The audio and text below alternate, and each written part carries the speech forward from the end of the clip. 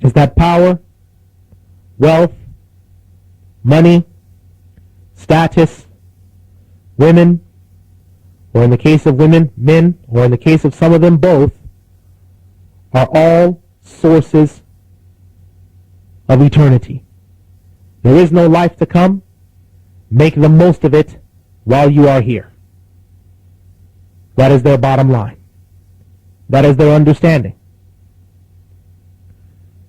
And it is these people that you will find the most difficult to impress upon, to explain to make it clear to them that this life that they have is transient, illusory, and fleeting. You do not have to impress this upon the Muslim who knows his Lord, ever remembering the nearness of the day of resurrection, the responsibility for his life, his sins, his salvation. The Muslim doesn't have to be reminded of this. At least not most Muslims. Yet we have a responsibility.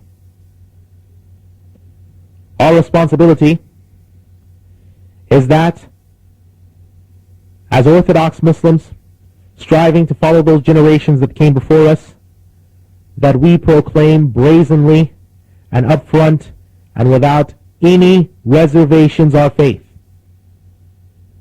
It is not wrong, it is not rude, it is not out of style, it is not politically correct to tell people the truth of where they are going. Many of us, whether we are in our workplaces, or the shop, or on the bus, or at the park, or at any different locations, we somehow feel concerned or worried, or that we don't want to offend someone if we tell them about the state that they are in.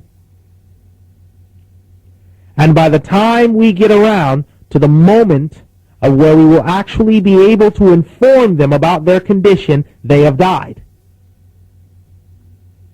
Because we waited for it to become convenient to talk about Akhirah. We waited for it to become convenient to speak about the great fire that is mythology. Indeed, we are responsible and accountable for the people that are around us that have not been saved by this unity creed. Those that have professed the creed and have fallen away, it is our responsibility, it is a command for us to guide them. What are we waiting for to proclaim the truth to whoever it may, be who it may? There is no such time where it will become convenient to tell people about salvation. Sumayyah was crucified. She was the first martyr of Islam. She did not wait for it to become convenient to tell people about Islam, because that time never came. The Prophet Muhammad sallallahu alaihi wasallam was nearly stoned to death with rocks when he went to Ta'if. Then why did he go? Because there is no such thing as a time that is convenient to tell people about where they are going. There is no such time. And the ease that we enjoyed is now slowly being squeezed out of us to the point where it will be difficult, it will be near impossible to explain to people about the role of salvation in their lives. It has gotten to the point in the United States where many people have been suspended as well as expelled from school mentioning the name of Allah subhanahu wa ta'ala. We go into school and our schools are ideological battlegrounds, the public schools, where we walk in and we meet teachers who shake their fist at the sky and boldly demand, if there is a God, let him come and punish me now, I am waiting. Yet we're still waiting for a convenient time. That time will never come because the people of Allah subhanahu wa ta'ala are always going through trials and difficulties and being tested again and again and again. We must remember that every single day that we live, we are a witness either against ourselves or for ourselves.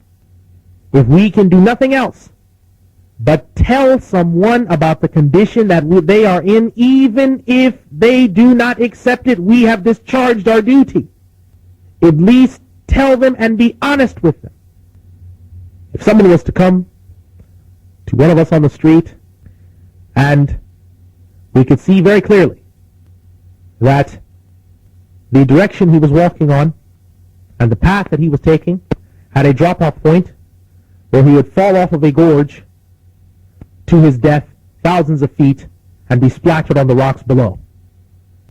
I believe that most of us would take the time to stop that individual and explain to him the danger that is inherent in the path that he is embarking upon. Yet, there are thousands of people, nay more than that are headed down that road for eternity every single day in our workplace, at the shop, at the office, at school, and never once do we inform them of this condition.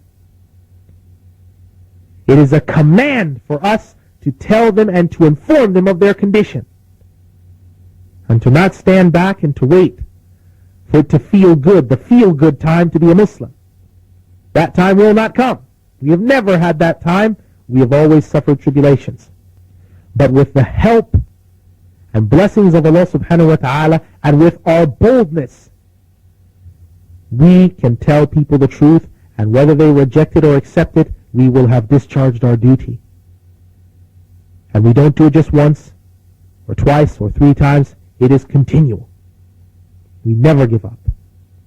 And we ask that Allah subhanahu wa ta'ala guide us, and guide our hearts, keep us far from falsehood and innovation, keep us far from shirk, in its major forms as well as minor, to let us always uphold the doctrine of Muslim orthodoxy, be wherever it may, be against whoever it may, whether it is convenient or inconvenient, and that we strive holding the banner of the Shahada of La ilaha illallah Muhammadur Rasulullah over the heads of any and those who would oppose it, be they born Muslims or enemies of Islam from outside. May Allah subhanahu wa ta'ala guide us and help us in our mission and bless us. And inshallah, the brother Abu Ja'far al-Hanbali will be with you next week inshallah. And may Allah subhanahu wa ta'ala give us strength and wisdom and the power to understand. Walhamdulillahi Rabbil Alameen. نحمده ونستعينه ونستغفره ونؤمن به ونتوكل عليه ونعوذ بالله من شرور أنفسنا ومن سيئات أعمالنا من يهده الله فلا مضل له ومن يضلل فلا هادي له وأشهد أن لا إله إلا الله وحده لا شريك له وأشهد أن محمدا عبده ورسوله أما بعد. I would like to welcome everyone to our show Reasons for Faith. This is your brother Abu Ja'far al-Hanbali. And today, what I would like for us to go into and speak about is the continuation of our last topic. Our last topic dealt with the subject, the prophets are alive in their graves. This week, I want to continue with that subject, but now speaking on the topic of the Barzakh. This word Barzakh, it is used in conversation sometimes, and sometimes we refer to people being in the Barzakh, but we don't always know the full significance of the meaning of this word, nor its implications.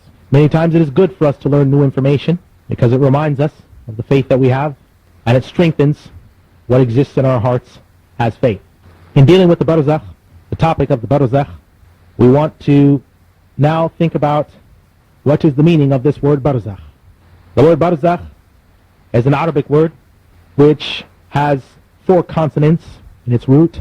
The sounds Ba, Ra, Zay, and Kha, and it carries the meaning of barrier, a barring, isthmus, partition, some type of straits, or a dividing space. Now this word Barzakh has been used in the Quran as well.